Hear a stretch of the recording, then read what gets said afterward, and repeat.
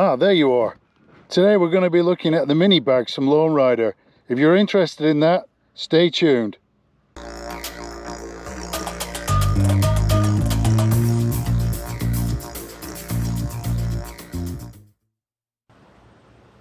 Well, thanks for staying tuned, guys. So if you've been following the channel for a while, you'll know that I'm a big fan of the moto bags from Lone Rider. Now, one of the essential pieces of kit that I always carry is a first aid kit. Now, the problem with that is I've been storing it in there, and as you can see, the bag's locked up. If I come off the bike and I need to get that very quickly, first off, I've got to remember the combination, and second, I've got to start digging into the bag to try and find it. So a solution I came up with is to buy the mini bags, which is that 6-litre bag from Lone Rider, and fix it onto the back of the moto bags. Let's move in and take a closer look. Okay, let's take a closer look at the mini bag. Now, like the rest of the bags in the Lone Rider range, it actually comes with the G hooks and the molly system, so you can strap it to other bags and crash bars.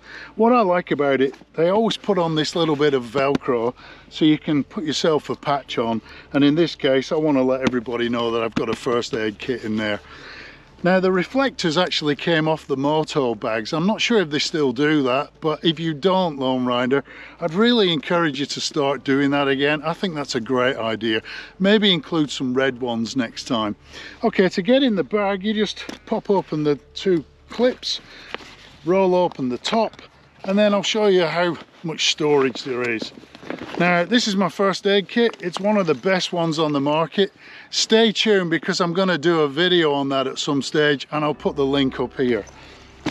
The other things I've got in are a pair of waterproof over trousers, and I like to ride with very thin gloves, so for wet and windy cold days I've got a spare set in there. So they do say that it's waterproof.